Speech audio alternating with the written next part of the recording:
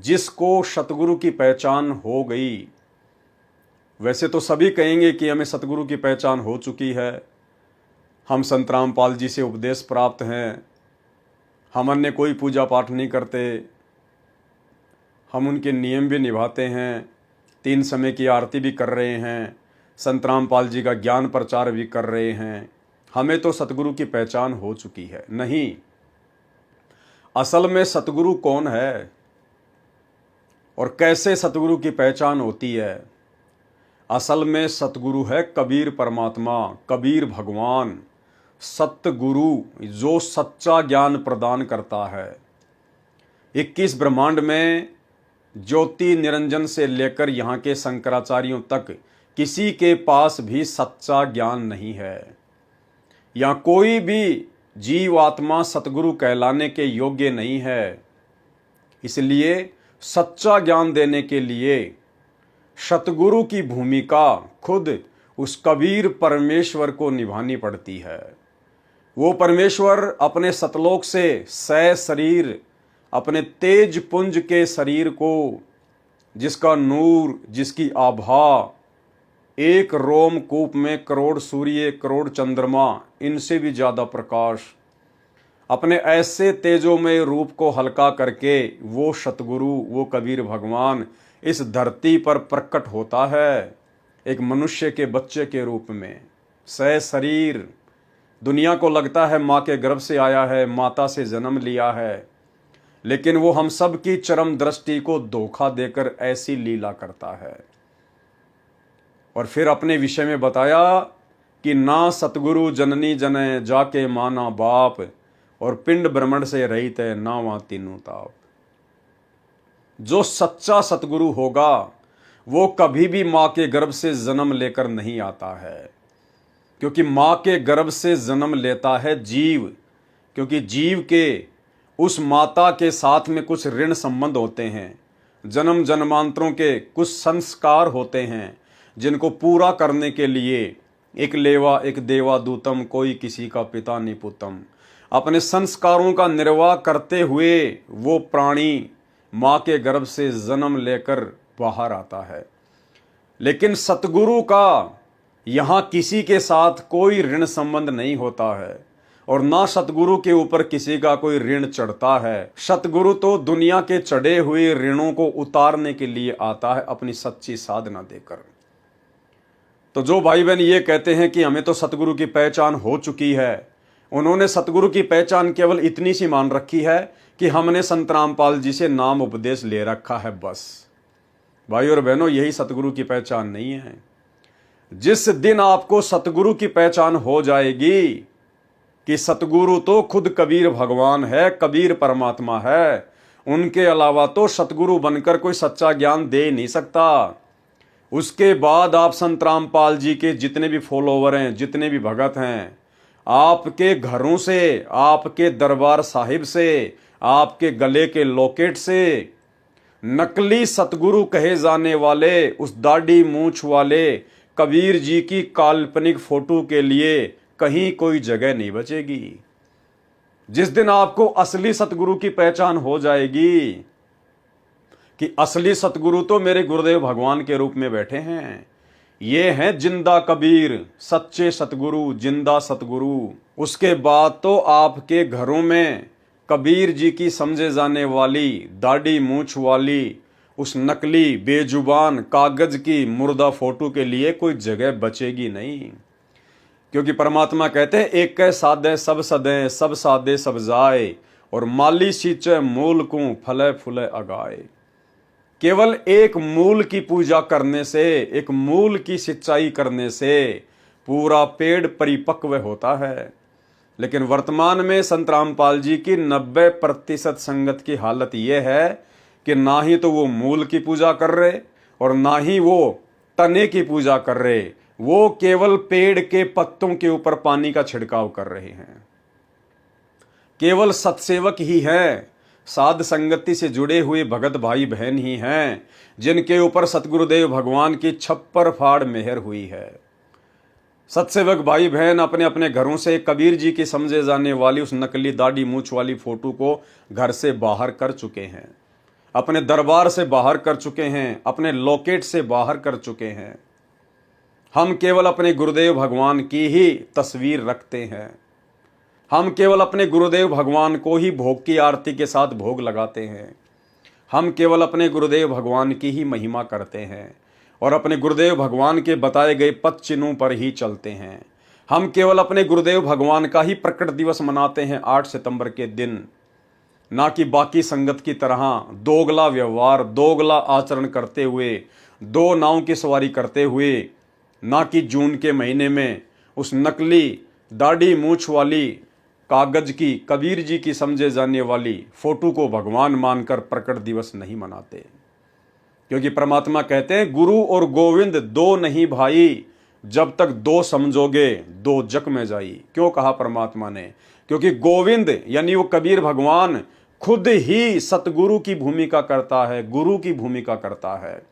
इसलिए यदि आपने गुरु धारण कर लिया, सच्चा गुरु धारण कर लिया, उसके बाद आपने गोविंद की महिमा करने की आवश्यकता नहीं पड़ेगी। आपने गोविंद की मूर्ति को, उसकी बेजुबान मुर्दा फोटो को पूजने की आवश्यकता नहीं पड़ेगी। और यदि आप सच्चे सतगुरु को धारण करने के बाद भी उस गोविंद की फोटो को पूज रहे हैं, कबीर जी की समझे जाने वाली उस काल्पनिक नकली बनावटी फोटो को पूज रहे हैं, तो अभी तक आपको सतगुरु की पहचान नहीं हो पाई है। भाई और बहनों, भक्ति तो उसके बाद चलेगी जब हमें सतगुरु की पहचान हो जाएगी, हमें परमात्मा की पहचान हो जाएगी। संगत को केवल इतना ही पता है कि परमात्मा का नाम कबीर है, परमात्मा का नाम कबीर है। संगत ने केवल अभी तक जयकारा ही लगाना सीखा है। वेदों में प्रमाण है, कबीर देव भगवान है, लेकिन आज सतलोक आश्रमों में जाने वाली उस 90% संगत को ये नहीं पता कि वास्तव में वो जिस कबीर का जयकारा लगा रही है और कबीर जी की जो तस्वीर उन्होंने अपने दिलो दिमाग में बना रखी है दाढ़ी मूछ वाली, असल में वो कबीर वर्तमान में कहाँ है, वो कबीर वर्तमान में कौन है? क्योंकि उस कबीर के सह शरीर धरती पर आए बिना आप और हम लाख जन्म भी काल के बंधन से बाहर नहीं हो सकते।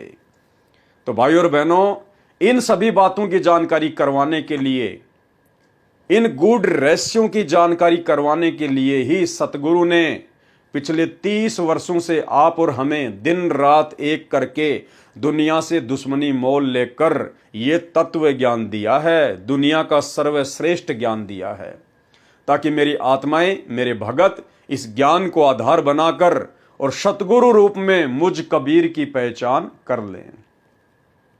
लेकिन यहां भी संगत काल प्रेरणा से धोखा खा रही है।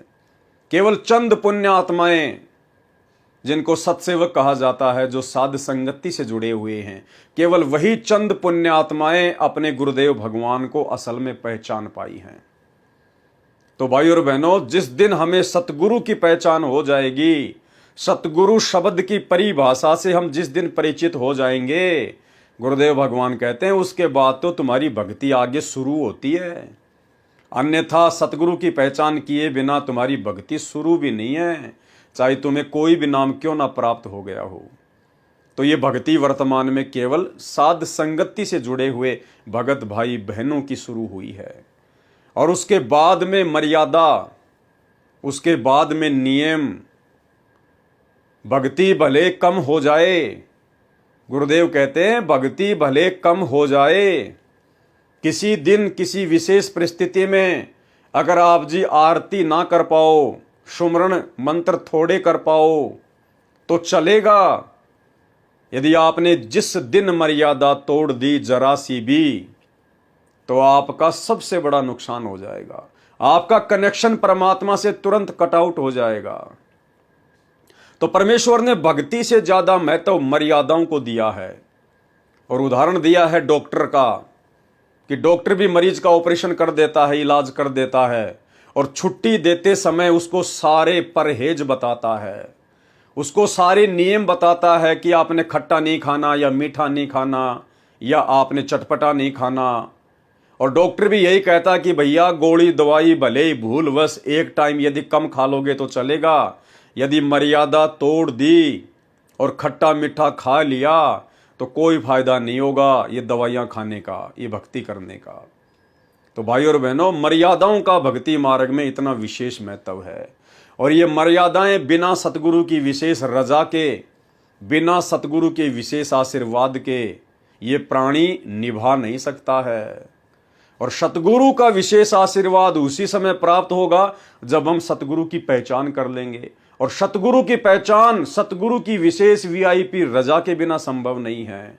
तो भाई और बहनों, ये आप और हम साथ संगति से जुड़े हुए भाई बहनों का कोई विशेष सौभाग्य है, कोई पिछले जन्मों का विशेष कोई वो कर्म है जो परमेश्वर ने आज अपनी करोड़ों की संगत में से हम चंद पुण्य आत्माओं के ऊपर इतनी बड़ी रजा बख्शी है।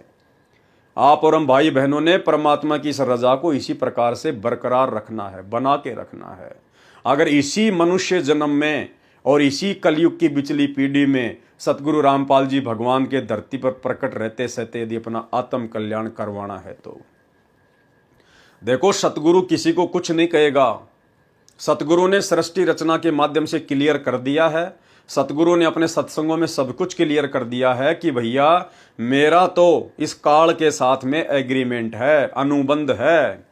काल ने कहा था परमात्मा, आप जबरदस्ती किसी को सतलोक लेकर मत जाना, क्योंकि काल को पता था, वो डरता है कि ये समर्थ भगवान है, ये चाहे तो एक सेकंड में यहां से सबको लेकर जा सकता है। जिस प्रकार इसने सतलोक से दुर्गा के अंतःकरण में सूक्ष्म रूप में समस्त आत्माओं को यहां पर भेज दिया था, तो उसने कहा था कि हे समर्थ भगवान, मेरी एक विनती है आपसे, मेरी अर्ज है, आप बाई फोर्स जबरदस्ती किसी भी आत्मा को सतलोक लेकर मत जाना।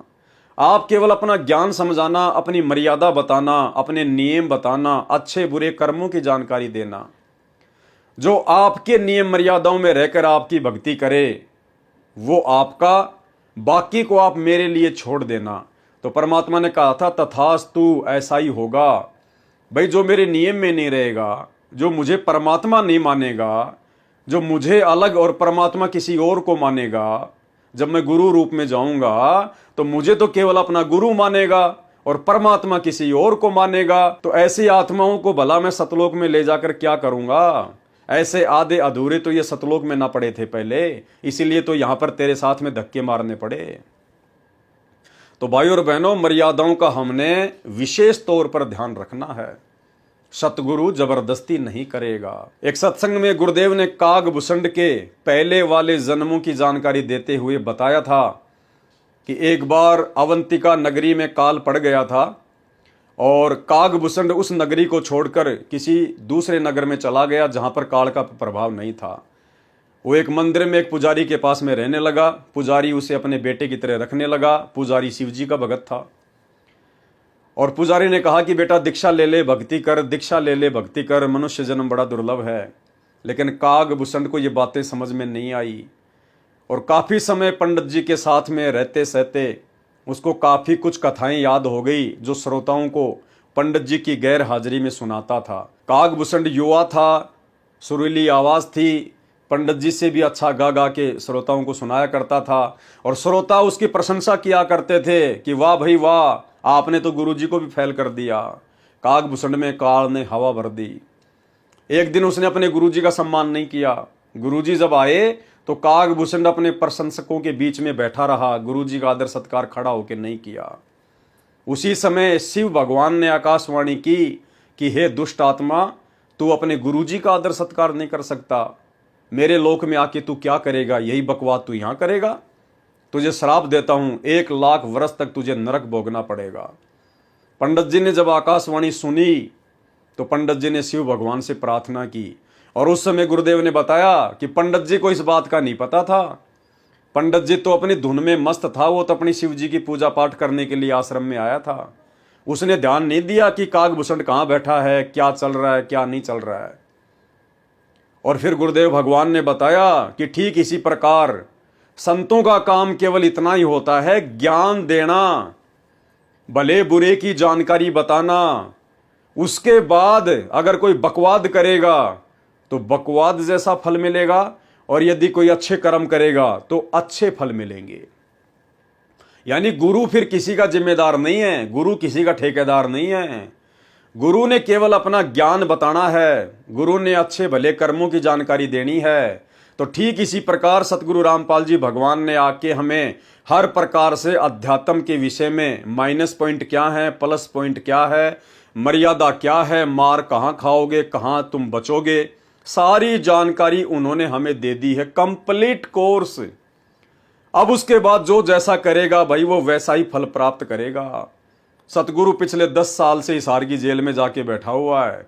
सतगुरु किसी का ठेकेदार नहीं है। सतगुरु केवल उसके साथ में है जो सतगुरु का है, जो सतगुरु के वचन में रह के भक्ति करता है, जो सतगुरु की मर्यादा में रह के भक्ति करता है, जो सतगुरु से डरकर भक्ति करता है, 84 लाख योनियों के महाकष्ट को याद करके जो भक्ति करता है, जो मर्यादा तोड़ने से डरता है, सतगुरु फिर उसका रक्षक है शब्द रूप में पल पल।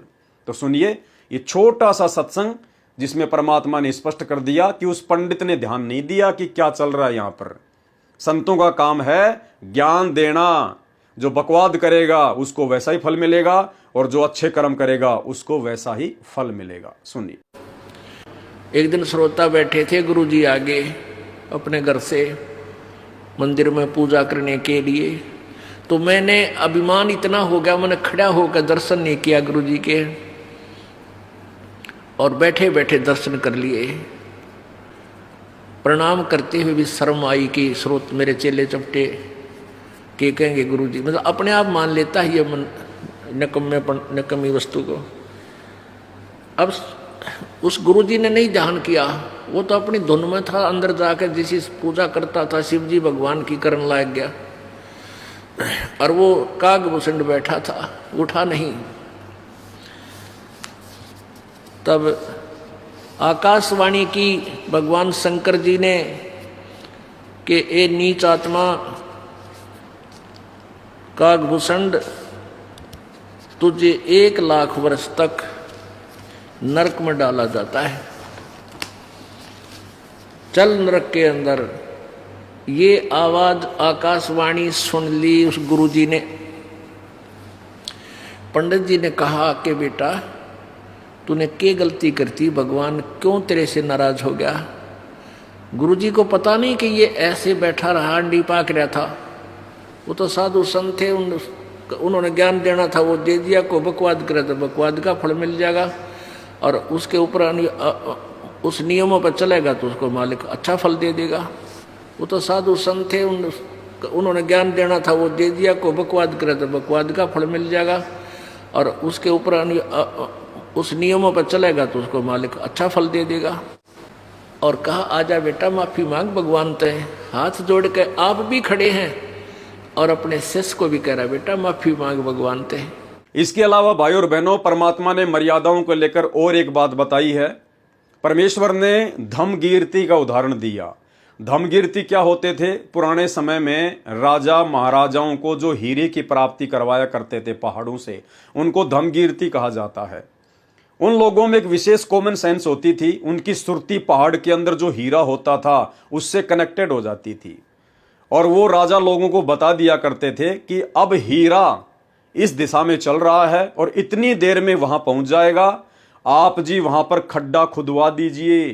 राजा वहां पर मजदूरों को लगाकर खड्डा खुदवा दिया करता था, और जैसे ही हीरा अपनी विशेष गर्मी से पहाड़ को चीरता हुआ उस खड्डे तक पहुंचता था, आगे रास्ता ना मिलने के कारण खड्डे में गिर जाता था, राजा लोग उसको प्राप्त कर लिया करते थे। तो गुरुदेव भगवान ने बताया कि जैसे धम्मकीर्ति हीरे को जाने, न्यू सतगुरु मारे चोट निशाने। सतगुरु धम्मकीर्ति की तरह होता है।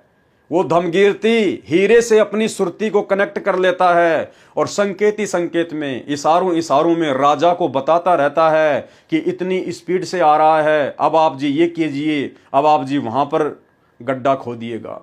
ठीक इसी प्रकार सतगुरु भी केवल अपना ज्ञान देता है, सतगुरु मर्यादा बताता है, सतगुरु माइनस पॉइंट बताता है, सतगुरु प्लस पॉइंट बताता है। उसके बाद जो शिष्य उनके संकेतों को फॉलो करेगा, उनके नियमों को मर्यादाओं को फॉलो करेगा और भक्ति करेगा, वही वो भक्ति रूपी हीरा प्राप्त करेगा। अन्यथा सतगुरु जबरदस्ती किसी का चोटा पकड़ के सतलोक नहीं ले जाएगा। सुनिए सत्संग। फिर आगे क्या बताते हैं, पूरे गुरु के बिना ये काम नहीं बनता। सुकच मीन सतगुरु हो आए, जिन ये भेदी भेद बताया। कर्म कुसंगति खारा नीरा, मोती खंड होत नग हीरा। बैरा गर्दम गिरती पावे, चलता हीरा तुरत लखावे। दम गिरती हीरे को जाने, न्यो सतगुरु लावे चोट निशाने। अब ये हीरा जो होता है ना, एक हीरा, ये पत्थर में बन जाता है, पत्थर में होता है, पहाड़ में। और इसकी इतनी ताकत होती है इसमें, ये कुछ ऐसी गर्मी पाकर के वहां पहाड़ की, और ये पत्थर को फोड़ता, उसके अंदर से चल चल चल करता हुआ चल पड़ता है, जिधर भी इसकी दिशा बन जाती है। तो पहले राजा लोगों के पास एक धमगिरती होते थे। धमगिरती वो क्या होती है, उनके अंदर एक ऐसी कॉमन सेंस होती है, ऐसी उनकी सुरती लगती थी, वो ध्यान से यानी अपनी ऐसी सुरती को पत्थर से पहाड़ पर तचा देते थे कि वो हर उस पत्थर की, उस हीरे की दिशा को बता देते थे कि ये इधर को चल रहा है। अब जैसे उनके पास बैठ जाते पहाड़ के, और उस आवाज से, अंदर हो रही आवाज बहुत गहरे, किसी को नहीं सुन रही वो बाहर, उसकी सुरती उससे कनेक्ट हो जाती, और वो फिर सुनता है ऐसे कान से लाकर कि वो इधर उसकी दिशा है, वो बता देता इधर आ रहा है, इस स्पीड से आ रहा है। तो आगे जाकर राजाओं से बता देते थे कि यहाँ एक खोद दो इसको गड्ढा, इस पहाड़ के बीच में या खुदाई करवा दो, ये वहां तक इस समय में पहुंच जाएगा। तो वहां जाकर के आगे उसको पत्थर को कटवा देते थे राजा लोग मजदूरों से फटाफट, और वो हीरा आता और उसके अंदर से आके, क्योंकि आगे रास्ता उसको मिलता नहीं, गड्ढे में खड़क दे ही निकल जाता, वो हीरा फिर राजा लोग प्राप्त कर लेते थे। तो क्या बताते हैं, बैरागर धम गिरती पावे, चलता ही तुरत लखावे। बैरागर इसको हीरे को बोलते हैं।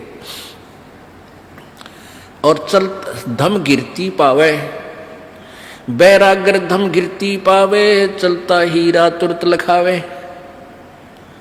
अब कहां लाए हैं इस पॉइंट को, धम गिरती हीरे को जाने, नो सतगुरु लावे चोट निशाने। कि जैसे धम गिरती वो हीरे की परख करने वाला कि किधर को जा रहा है, यहाँ चोट मार दो, यहाँ खाली कर दो, या काट दो इसको, यहाँ ये हीरा आएगा।